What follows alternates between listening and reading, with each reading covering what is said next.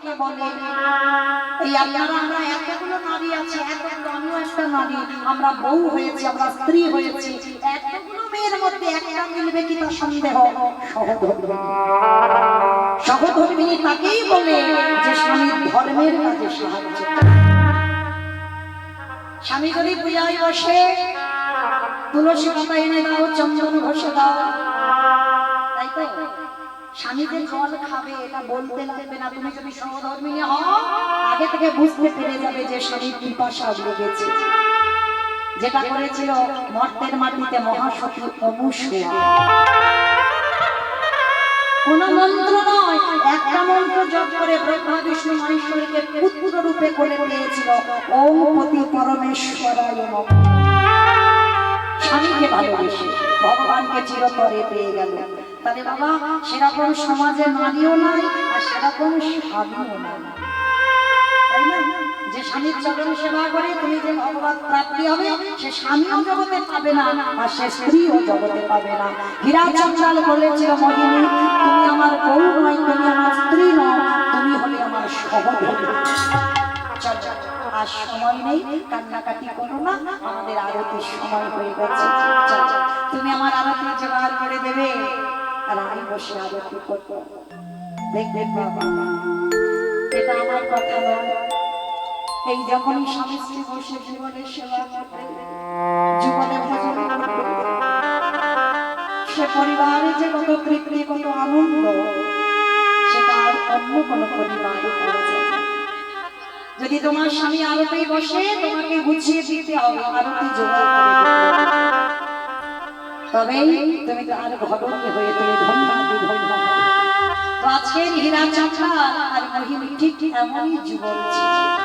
প্রতিনিয়ত স্বামী স্ত্রী দুইজনে বসে ভজন সাধন, আর ওই ভজন সাধন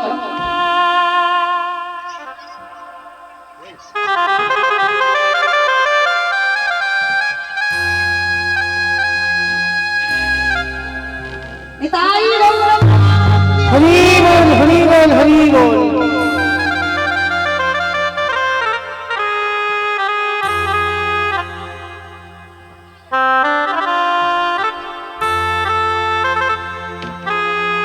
এদেরই বংশের প্রদীপ আশীর্বাদ করে পরবর্তী দিনে ওর বাবা মা ঠাকুমার অবর্তমানে যেন ও এই অনুষ্ঠানটা চালাতে পারে।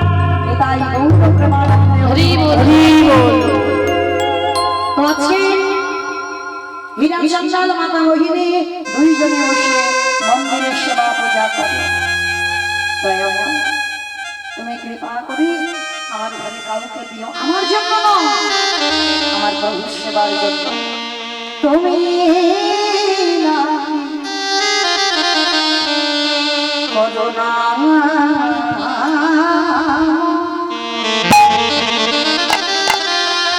করুণা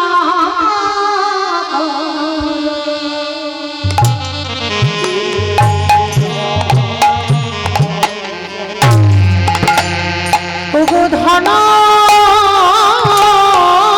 রত্ন চাহিদা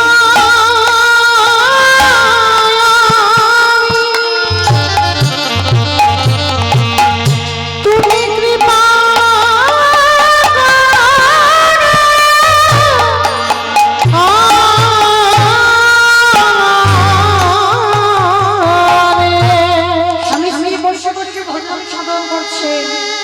হঠাৎ ভগবান মনে মনে করলো ভক্তের কোন আলো করে আমি কাউকে পাঠাবো। যাদের এত ভক্তি, যাদের এত প্রেম, ওদের অবর্তমানে আমার সেবার দায়িত্ব কার হাতে দেব। মনে রাখবে বাবা, জগতে ভক্ত তৈরি ভগবান নিজে করে নেয়। কেন? আমার সেবা পূজাটা করবে। তাহলে এমনি এমনি কি ভগবান ওই মোহিনীর গর্ভে দিল? এতদিন পরে মা বুঝতে পেরেছে, অনুভব করেছে আমি মা হব।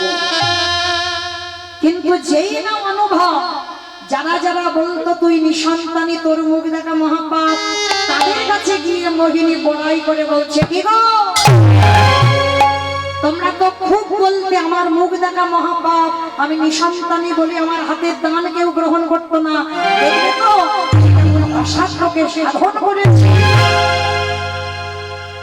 কি গো মায়েরা সহ্য করবে ভগবান? ভগবান বললেন আমি দুটো বস্তু সহ্য করি না, এই কথা দুটো খুব ভালো করে খেয়াল রাখবেন, প্রত্যেকটা ভক্তের যেন মাথাতে ঢুকে যায়, এই দুটো ভগবান সহ্য করে না। এক হলো ভক্তের অহংকার, আরেকটি হলো ভক্তের চোখের জল। ভগবানকে মাপতে গেলে কোনোদিন দড়ি নয়, কোনোদিন মন্দির নয়, ফলের ডালা নয়, মালা নয়, ওই পোশাকও নয়। ভগবানকে মাপতে গেলে একটাই বস্তু লাগে, সেটা হলো ভক্তের চোখের জল। আর ওইটা যার মধ্যে থাকবে সে অন্তিমের সময়ও ভগবানের প্রাপ্তি প্রাচীর হীরা চন্দাল আর মাতা মোহিনীর হীরা চন্দাল নয়, মোহিনীর পা মাটিতে পড়ে না। যাকে দেখতে পাই তাকে ধরে বলছে কি গো, আমার ভক্তিতে ভগবান বাধ্য হয়েছে আমাকে সন্তান দিতে, ভগবান বাধ্য হয়েছে আমার কোল আলো করতে। ভগবানের অভিমান হলো মোহিনী, এখনো তো তুমি ছেলেটার জন্ম দাও, তার আগে তোমার এত অহংকার, তাহলে জন্ম দিলে তোমার কি পরিণতি হবে? আসবার আগে, পৃথিবীতে জন্মাবার আগে যত তোমার এত অহংকার, তাহলে জন্মালে তো তোমার পা মাটিতে পড়বে না। হঠাৎ ভগবান দৈববাণী করল, মোহিনী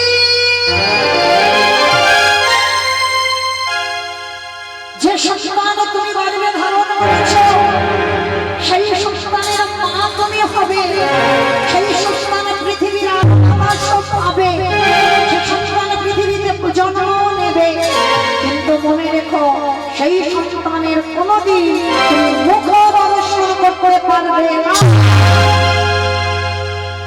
মোহিনী চমকে উঠল, কে কে কে আমাকে এমন করে দৈববাণী করলো? কে তুমি? আমি আমার ছেলেটাকে জন্ম দেবো আর আমি ওর মুখে দেখতে পাবো না?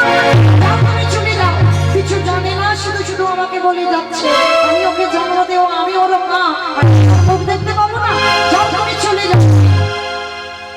ধরে ধরতে পারলো না, চিনতে পারলো না কে দৈববাণী করলো।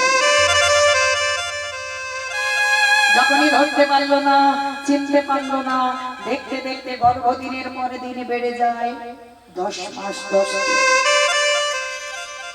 ভগবান মনে মনে ভাবছে, দেখি ভক্তেরা কি করে। 3 দিন উপবাস, 3 দিন গর্ভবতী মা কিচ্ছুটি খায় না।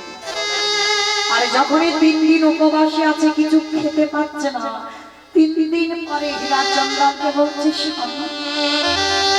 যাও না, তুমি আমার জন্য কিছু খাবার এনে দাও, বড্ড খেতে পাচ্ছি, আজ আমি সহ্য করতে পারছি, কিছু খাবার এনে দাও না বাবা। তুমি ভালো আছো? হ্যাঁ, আমি এখন একটু ভালো আছি, তুমি যাও। ঠিক আছে, তাহলে তুমি থাকো। পুরে একটা ঘর, তাল পাতার ঘর, মোহিনী রয়েছে। আর যেই না মোহিনীকে রেখে হীরা চন্দ্রাল গেছে বাবা নগরে ভিক্ষা, স্ত্রীকে একটু খেতে দেবে বলে ভিক্ষায় গেছে, ভিক্ষাই তো সম্ভব। হঠাৎ ভগবান ডাক দিল, পবনে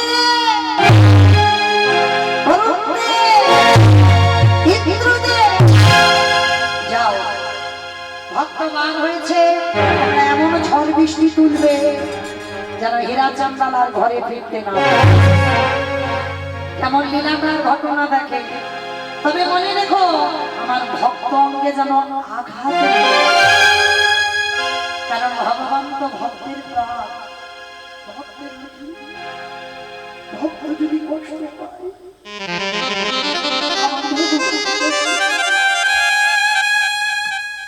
ঝড় বৃষ্টি উঠে বলে হঠাৎ বাবা পরিষ্কার আকাশ, মেঘাচ্ছন্ন পরিষ্কার আকাশে ঝড় বৃষ্টি উঠলো।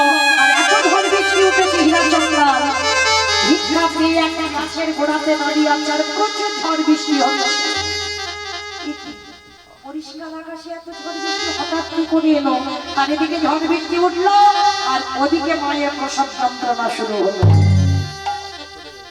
দেখি এবার তুই কি করিস। এমন প্রসব যন্ত্রণা শুরু হলো, ওই ছোট্ট করে ঘরে পঞ্চবতীর মণিকে ছটফট করছে যন্ত্রণায়, চিৎকার করছে, কেউ কি নেই যে আমার কাছে কেউ আসে, বড় জ্বালা বড় যন্ত্রণা, বড় কষ্ট গো। আমি তো কাউকে দেখতে পাচ্ছি না, স্বামীটাও গেছে ভিক্ষা। আর এত প্রসব যন্ত্রণায় ছটফট করতে করতে মোহিনীর কাছে কেউ ছিল না। ছোট্ট একটা ফুটফুটে কন্যা সন্তানের জন্ম দিল। আর জন্ম দিয়ে ভগবানের অভিশাপের মতো মোহিনীর মৃত্যু হয়ে গেল। আর যেই না মোহিনীর মৃত্যু হলো, আকাশে ঝড় বৃষ্টি হঠাৎ থেমে গেল। লীলাচন্দ্র হাতে খাবারটা নিয়ে মনে মনে ভাবছি, হঠাৎ করে ঝড় বৃষ্টি, যেটা বলে না বাবা বিনা মেঘে বজ্রাঘাত, হঠাৎ বৃষ্টি হঠাৎ ঝড় আবার বন্ধ হয়ে গেল। তাড়াতাড়ি করে ওই পুটলিটা নিয়ে ছুটতে ছুটতে যাচ্ছে মোহিনীকে খেতে দেবে। ছুটতে ছুটতে বাড়িতে এসেছে মোহিনী,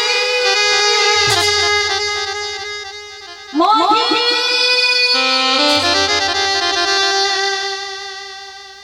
সারা দেবে গো, যে সারা দেবে সে তো পৃথিবীতে আসবে। দরজা ধাক্কা দিচ্ছে মোহিনী, ঘুমানো। ও মোহিনী, তুমি ঘুমানো, একবার কথা বলো। দেখো, তুমি তো বলেছিলে তোমার খিদে পেয়েছে, ওই জন্য খাবার এনেছি। খাবে না? কোনো আওয়াজ কি এতক্ষণ ধরে ডাকছে? আমার মোহিনী তো এমন নয়, সারা দেবে না এমন মেয়ে তো নয়। দরজা তাল কাটা, দরজা ঠেলা দিয়েছে, খুলে গেছে। আর গিয়ে দেখে না মোহিনী অচৈতন্য, পাশে একটা ছোট্ট ফুটফুটে কন্যা। বাবা তো কোনোদিন বাবা বাবা সন্তান দেখেনি। ছুটে গিয়ে ওই সন্তানটাকে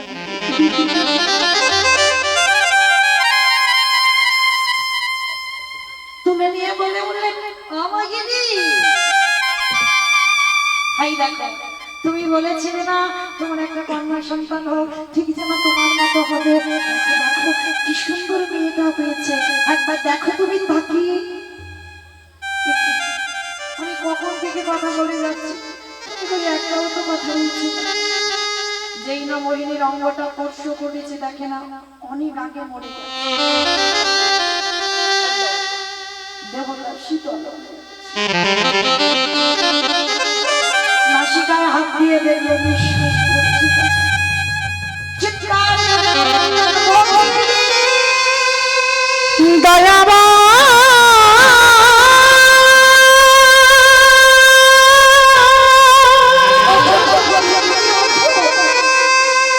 তোমার কেমন লীলা, কেমন খেলা,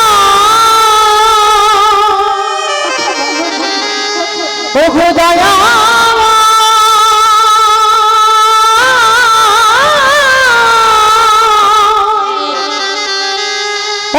কৃপা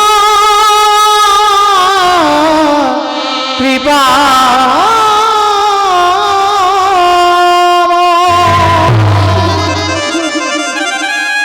নিঠুর নিয়তি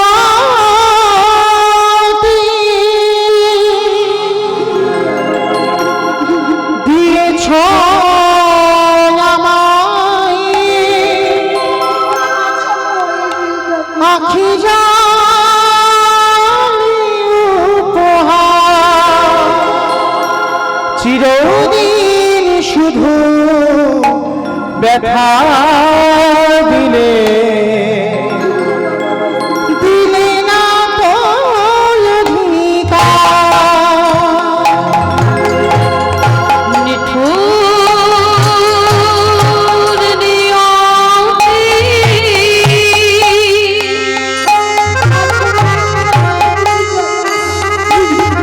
দিয়েছ মোরে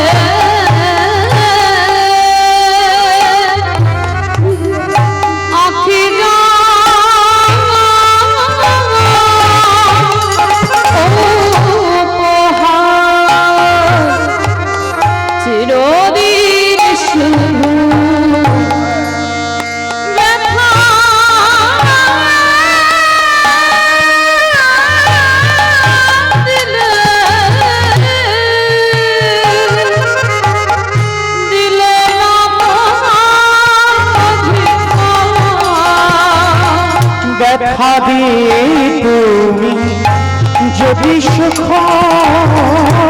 পাও, যত ব্যথা প্রভু তুমি আমায় দিও, ব্যথা দিয়ে তুমি যত সুখ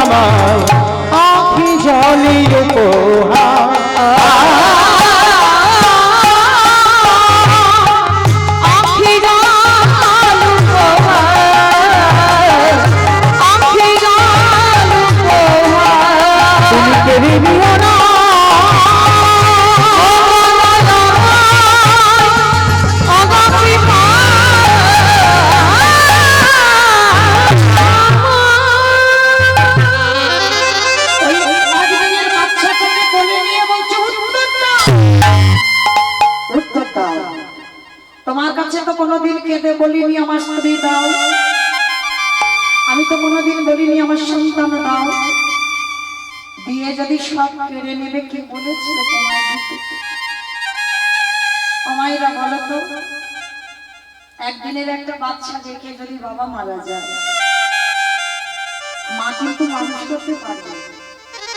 তার জন্য একদিনের বাচ্চা জন্মেছে, সেই দিন বাবা মরে গেল, মা কিন্তু পারবে ছেলেকে দেখাতে।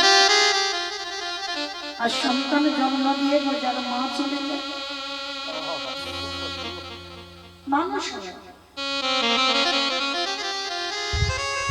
তবে মানুষের মতো মানুষ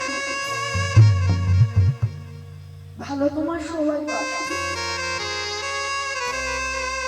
তোমার মার মতো করে। আর একবার যদি তোমার হাজার দিন কাঁদলেও সে মা তুমি আর ফিরে পাবে। আর যার মা চলে যায়, তার পৃথিবী থেকে সব চারপাশটা অন্ধকার হয়ে যায়। তো আজকের ছেলেটাকে মেয়েটাকে বলে দিয়ে কাঁদছে, বলো না গায়ে আমার, একদিনের বাচ্চাকে আমি কি খাওয়াবো? ওর মাকে তো রেখে তুমি তো আমাকে নিতে পারো, তাহলে মেয়েটা তো খেতে অন্তত পারতো। মনে রেখো মা, রাখে বলি মারে কে, মারে বলি রাখে। ভগবান যদি মনে করে কাউকে নেবে তো নেবে, সে হাজার রাখলে রাখলেও। আর ভগবান যদি বলে রাখো, কেউ নিতে পারবে না। মেয়েটাকে কি খাওয়াবো বলে খাচ্ছে, ভগবান মনে মনে ভাবছে ভক্তকে তো আমি জন্ম দিয়েছি, তাহলে দায়িত্বটাও আমার। স্বর্গ থেকে কামধেনুকে পাঠাবো, এই কামধেনুর কাছে বাবা যে যা চায় তাকে তাই দিয়ে দেয়। সোনা দানা টাকা পয়সা মনি মানিক ঘর বাড়ি কামধেনুর কাছে গিয়ে চাইবে, সেটাই দিয়ে দেবে। তো কামধেনুটা ওই হীরা চন্দনের পর্ণ কুঠিরের কাছে সে হাম্মা হাম্মা রবে ডাকছে।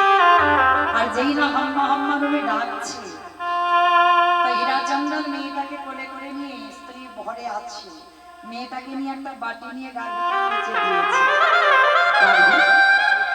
ও কাবি, একবার কৃপা করে আমার এই মেয়েটাকে একটু খাওয়াবো, একটু দুধ দিবি।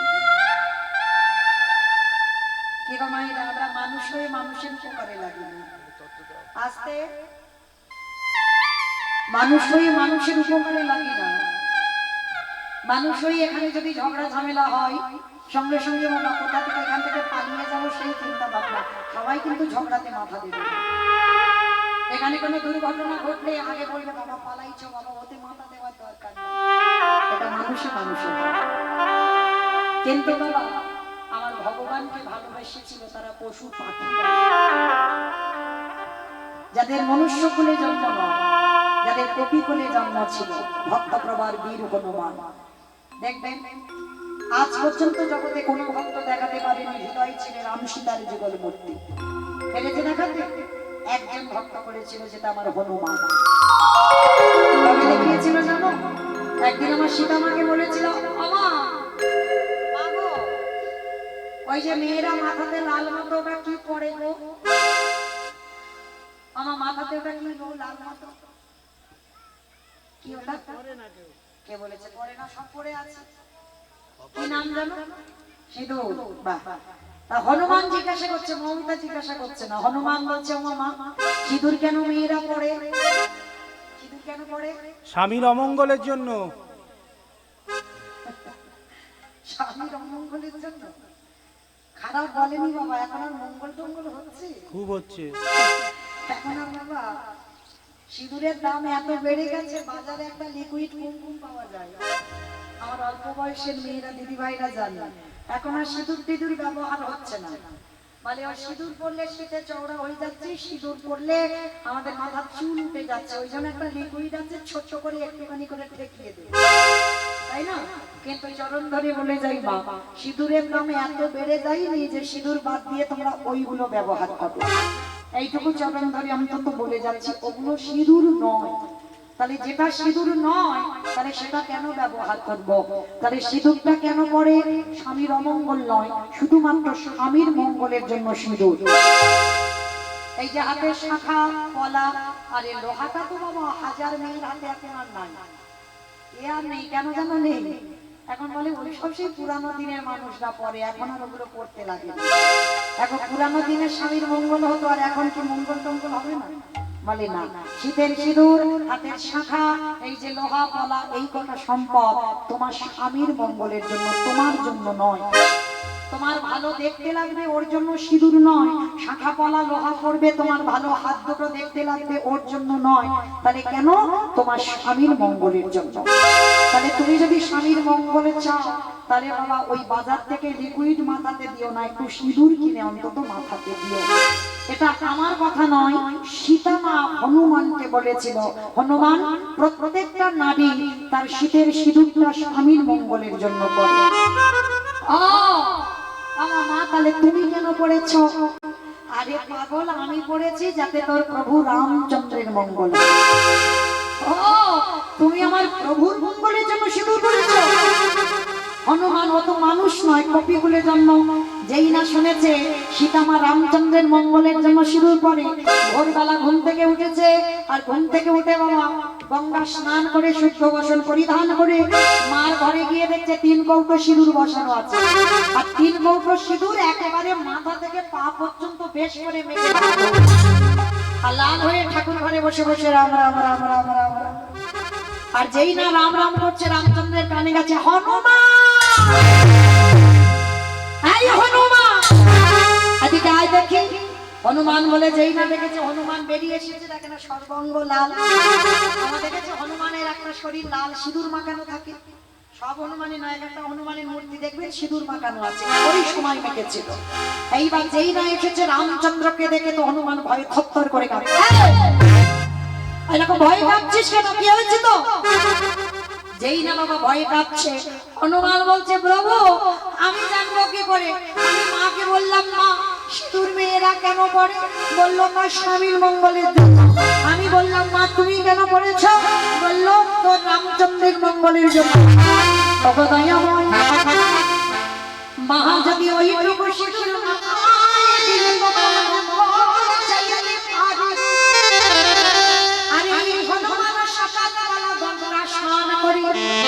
থেকে পা পর্যন্ত ভালো করে সিঁদুর মেখে ভালো ভালো না জানি কত মা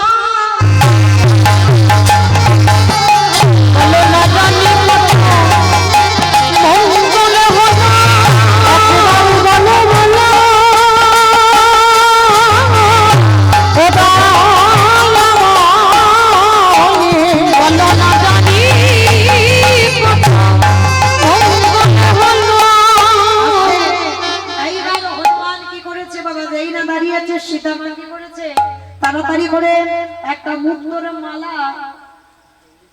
মুক্তোর মালা সীতামা গলা থেকে খুলে হনুমানের গলায় পড়ল। আর হনুমান গলায় পড়েছে, গলায় তারপরে হনুমানের বড় বড় দাঁত, বড় বড় নখ, ওই দাঁত দিয়ে মুক্তগুলো ভাঙছে।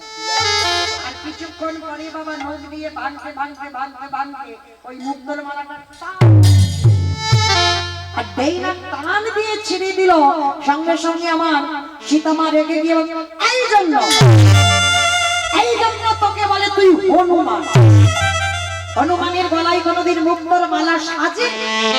হ্যাঁ, যেই না কথাটা বলা হনুমানে কেঁদে বলল, এই জগতে সবাই আমায় হনুমান বলে বলো, কিন্তু মা ওগো মা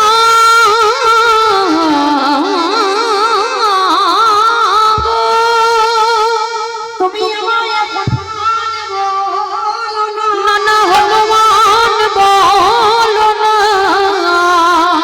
সেই দিন হনুমান কি করেছে, বড় বড় নখ দিয়ে বক্ষটা বিদীর্ণ করে দেখো আমার রাম সীতা যুগলে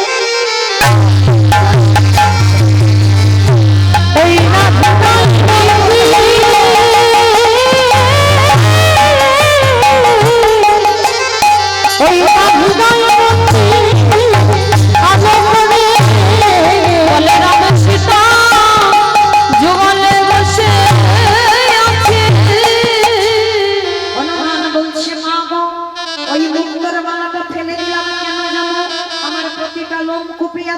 সীতার নাম, ওই মালাতে ভালো করে দেখলাম যে মালাতে রাম সীতার নাম নাই, মালা তো হনুমান গলায় পড়ে না। সেই সময় আমার রামচন্দ্র বলেছিল, হনুমান তুই আমায় এত ভালোবাসি, তুই হৃদয় চিরে দেখালি রাম সীতা তোর হৃদয়ে বসে আছে। আজ পর্যন্ত বাবা কোনো ভক্ত দেখাতে পেরেছে যে হৃদয়ে রাম সীতা বসে আছে? তাহলে এদের কপিকুলে জন্ম, এরা পারলো ভগবানকে সেবা পূজা করতে, আর আমরা মনুষ্য করে জন্ম নিয়ে আমরা পতিত হয়ে পড়ে রইল। আচ্ছা বলো তোমার আমি লীলাতে কোথায় ছিলাম? সামনের বাড়িতে। সামনের বাড়িতে আমি লীলাতে কোথায় ছিলাম? এইটা তো তত্ত্ব বাবা, যেখানে যাই না কেন আমার গোড়াতে আসতে হবে। বাহ, কামধেনুর কাছে সুন্দর। এই হচ্ছে কীর্তন শোনা, যেখানে যাই না কেন আমার ঘুরে ফিরে সেখানে আসতে হবে। তাহলে বাবা যেই না চাইলো কামধেনুর পাঁদে দিয়ে দুগ্ধ দহন করতে হলো না, আপনি থেকে বাবা বাটি ভর্তি হয়ে গেল। আর যেই না বাটি ভর্তি হয়ে গেল, স্ত্রীর ক্রিয়াকর্ম শেষ করে ওই মেয়েটাকে বাবা মানুষ করে। আর রোজ ওই গাভীটা স্বর্গ থেকে আসে আর দুধ দেয়, আবার চলে যায়। মানে ঠিক একদম মা যেমন সন্তানকে মানুষ করে, একটা গাভী এসে ওই মেয়েটাকে মানুষ করছে। বাবা বলছে, মা আমার বলতে যা কিছু আছে সবরই। মেয়েটার নামে লাগলো সবরী। আমার বলতে যা কিছু আছে সবরী, মেয়েটার নাম রাখা হলো সবরী। 6 বছর বয়স, ভগবান মনে মনে বলছে এর জন্ম নিয়েই ওর মাকে কেড়ে নিয়েছি, বেটা তো জন্ম হলো না, আবার পরীক্ষা করতে হবে। কিরকম পরীক্ষা? হঠাৎ বাবা মেয়েটা ঘরে ঘুমিয়ে আছে, হীরা চন্দাল গেছে ভিক্ষা করতে। ভিক্ষাই তো সম্ভব। আর ওই ঘরের কোণে বাবা একটা ছোট্ট প্রদীপ জ্বলছিল। আগেকার দিনে মা এই নিয়মগুলো পালন করতো। আমার ঠাকুমাদের দেখতাম বিকাল হলে হারিকেন লণ্ঠন এগুলো ধরে রাখতো না। সে একটা দিন গেছে, তাই না? আমরা দেখেছি। তখন কারেন্ট ছিল না, তো কারেন্ট যখন ছিল না তখন অনেক ছোট ঠাকুমা ঠিক হারিকেন পরিষ্কার করে কাঁচটা মুছে নিয়ে ওই লম্পট ছিল, লণ্ঠন ছিল, তেল দিয়ে ভর্তি করে রেখে দিত। ঠিক বিকাল বিকাল এগুলো কর্মগুলো করতো। এখন কোথায় চলে গেল সেসব দিন? অনেক উন্নত। তো আজকে আগেকার দিনের মানুষরা ঘর কোনোদিন দিনের বেলা হোক আর রাতের বেলা হোক, ঘর কোনোদিন অন্ধকার রাখতো না। একটা লণ্ঠন সব সময় জ্বলতো। তো হীরা চন্দাল ওই ঘরের কোণে একটা প্রদীপ জ্বালিয়ে রাখতো। আর সবরই ঘুমিয়ে আছে। ভগবানের পরীক্ষাটা কেমন দেখেন, বসে মেজে কেমন দেখে নিচ্ছে দেখেন। হঠাৎ সবরীর পাটা লেগে প্রদীপটা উল্টে পড়ে গেল।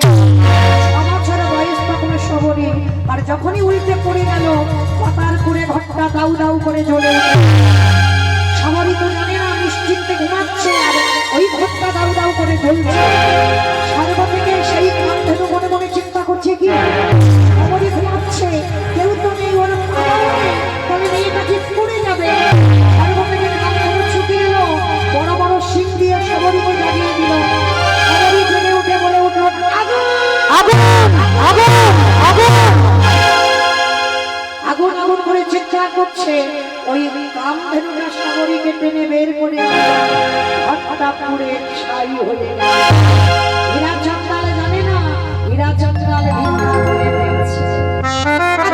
আনন্দে বলে উঠল, দয়াময় ওগো ভগবান,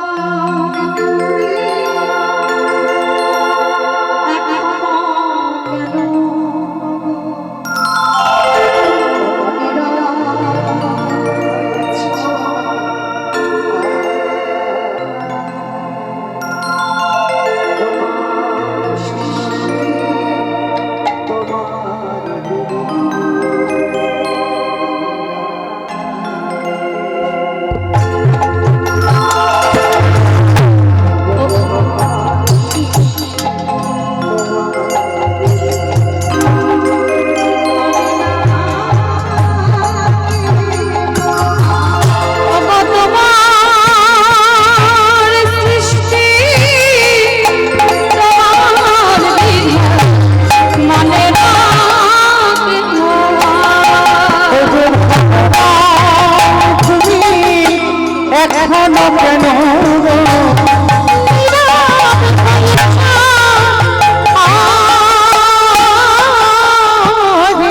তোমার সৃষ্টি তোমার বিধান দয়াল মানে না তোমার সৃষ্টি তোমার বিধান মানে না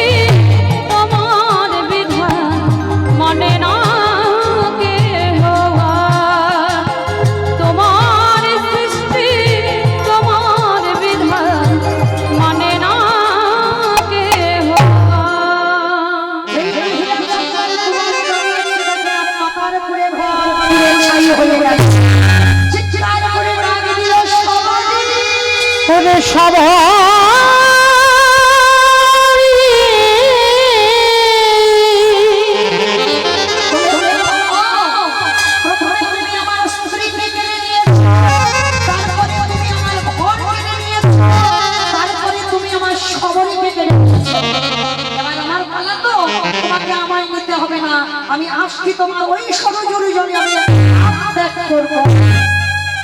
হীরা চন্দ্রাল সবে ধাম দিতে যাবে, আর হঠাৎ দেখলো কি জানো,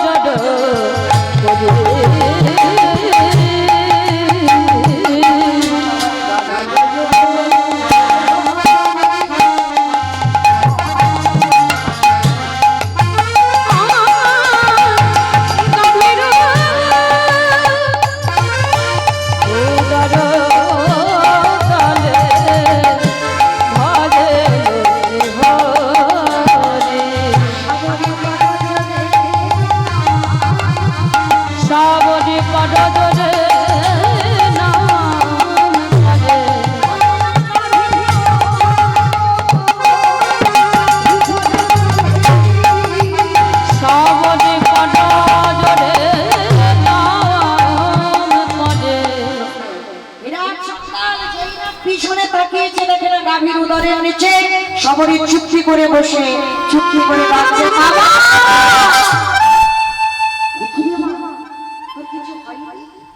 হবে কেন? দেখতে পাচ্ছেন আমি কার নিচে বসে আছি?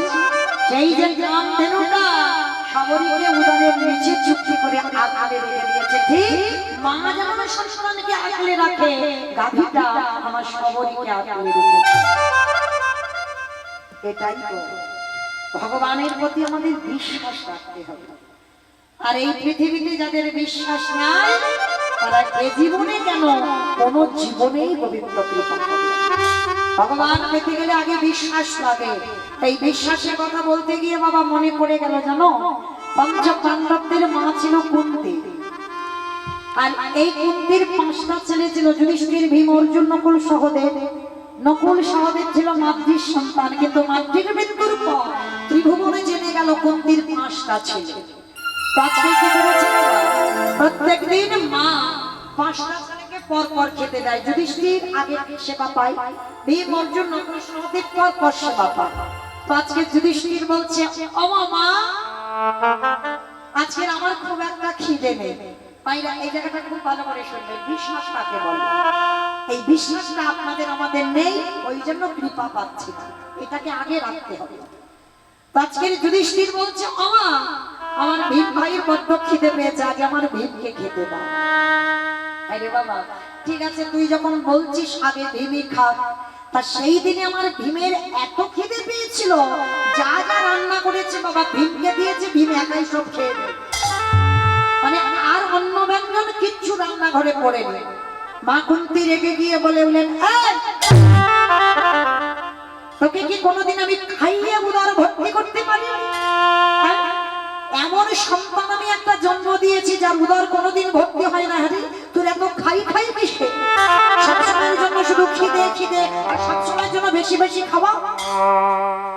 একবারও তোর ভাইদের কথা ভাবলি না, আমার কথা ভাবলি না, এত তোর খাই খাই। দেখবেন বাবা, এই পৃথিবীতে অন্য কেউ বাবা কেউ কোনোদিন বলুক যে তোর এত খাই খাই কিসের, সহ্য কিন্তু তোমার মা যদি ছেলেকে বলে, আরে তোর এত খিদে কেন, তোর এত খাই খাই কিসের, এর থেকে দুঃখ পৃথিবীতে কিছু। তা ভীমের বড় কষ্ট হলো, মা আমি একটু বেশি খাই বলে তুমি শুধু আমাকে বলো এত খাই খাই কিসের।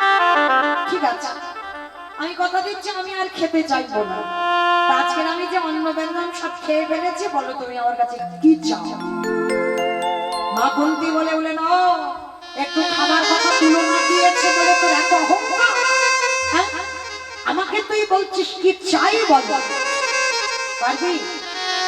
আমি তোর কাছে যা চাইবো তুই দিতে পারবো না। তুমি যদি আমার প্রাণও চাও আমি এক্ষুনি দিতে রাজি। প্রাণ চাইবো কেন? আমি জানি যেটা আমি তোর কাছে চাইবো তুই আমায় দিতে পারবি। পারবো? বলো মা তুমি কি চাও? বেশ, তুই সত্য কর খোকা, আমি যেটা চাইবো তুই আমাকে দিবি, তুই সত্য কর। বলো তুমি কি চাও? আর যেই না তুই সত্য করলো, মা কুন্তি চাইছে, ভীমিরে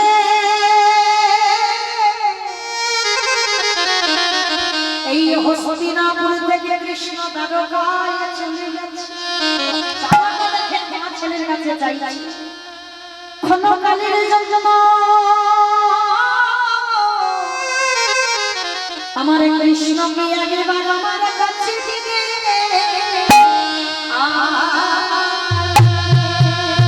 ওরে ভীমেরে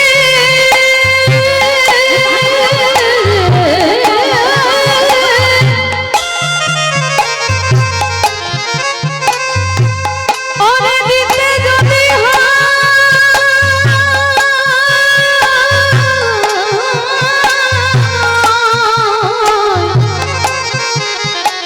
আমার কৃষ্ণ এনে দেখা। অনুভব করবেন বাবা, এগুলো কিন্তু শুধু কথা নয়, এগুলো শুধু তথ্য নয়, একটু অনুভব করতে। মা ছেলের কাছে চাইলো, কৃষ্ণ দ্বারকায় চলে গেছে, কয়েক মিনিটের মধ্যে কৃষ্ণকে আমার কাছে এনে দে। ভীম বললেন, ও মা, জগতে এত কিছু চাইবার ছিল, তুমি চাইতে পারবে না। তুমি আমার কাছে কৃষ্ণ চেয়ে কয়েক মিনিট কেন, কয়েক সেকেন্ড আমি তোমার কাছে কৃষ্ণ এনে হাজির করাবো। যুধিষ্ঠির বলল, ভাই কি করে পারবে? হস্তিনাপুর থেকে দ্বারকা 3 দিনের পথ অসম্ভব। 3 দিনের রাস্তা কয়েক মিনিটে কয়েক সেকেন্ডে আনা যায় যায় দাদা যায়। ভীম করজোর করে বলেছিল, দাদা তোমার মতো আমার হৃদয়ে পাণ্ডিত্য নেই, আমি বেদবিদ্যা কিছু জানি না, আমি মন্ত্র জানি না। তবে দাদা যেটা জগতে জানে ভীম শুধু খেতে জানে, আমিও কৃষ্ণকে ভালোবাসি। দেখো না কি করে আমি কৃষ্ণকে আনি, কি করে আনবি তুই দেখো না দাদা। ভীমের হাতে ছিল 80 মণ ওজনের গদা। ওই 80 মণ ওজনের গদাটা মাথার উপরে 3 বার ঘুরিয়ে গদাটা একেবারে আর গদা যদি ছুড়ে দেয় বাবা, গদা কি আটকে থাকবে? গদা ঘুরতে ঘুরতে নামবে আর যে সোজাসুজি পড়বে। ভীম কি করেছে জানো? ভীমের মাথাটা সেই সোজাসুজি পেতে দিয়েছে, আর পেতে দিয়ে শুধু একবার কৃষ্ণকে ডাকছে, কৃষ্ণ রে।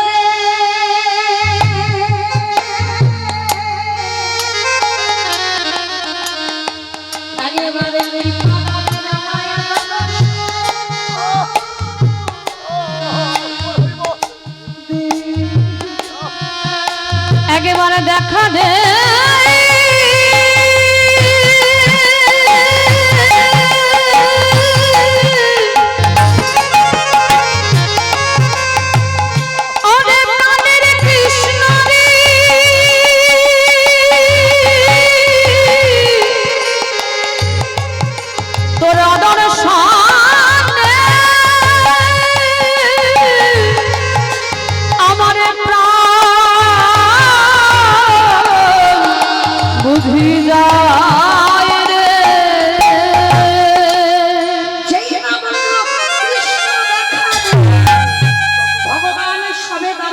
সিংহাসনে বসবে আর সত্যভামা রুক্মিণী দেখছে প্রভু সবে হস্তিনাপুর থেকে দ্বারকায় এসে বসেছে। আবার সঙ্গে সঙ্গে উঠে বাবা হস্তিনাপুরের দিকে রওনা হচ্ছে। সত্যভামা রুক্মিণী বলছে, প্রভু তুমি কোথায় যাচ্ছ? ওই সময় সত্যভামা, ওই সময় রুক্মিণী আমি যদি না যাই, ভীম যদি বেঁচে না থাকে ধৈর্য ধরে অনুভব করবে। আমি যদি না যাই, ভীম যদি বেঁচে না থাকে দুঃশাসনের বংশ চিরে রক্ত পান করবে। আমি যদি না যাই, ভীম যদি বেঁচে না থাকে ধর্মরাজ্য প্রতিষ্ঠা করবে। আমি আসছি সত্য, আমি আসছি রুক্মিণী। 3 দিনের পর গদা কিন্তু ঘুরতে ঘুরতে পড়বে, আর 3 দিনের পর সবে গদাটা ভীমের মাথায় পড়বে। ভগবান দ্বারকা থেকে শূন্যে ছুটে এসে আগে গদাটা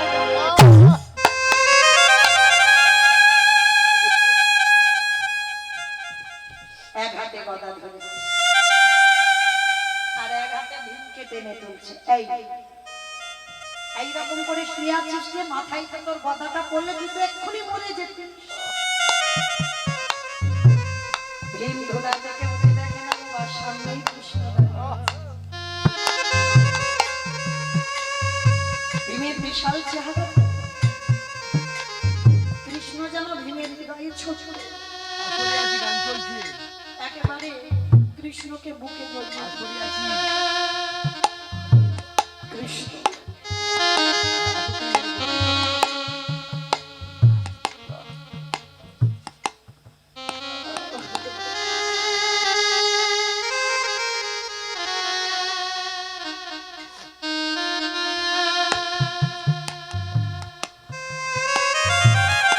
তুই বললি গদা আমার মাথায় পড়ে আমার অপঘাতে মরণ হবে, হবে কি করে?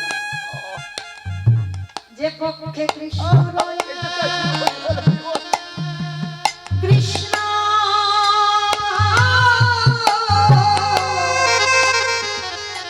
সে পক্ষে রেখে কোনোদিন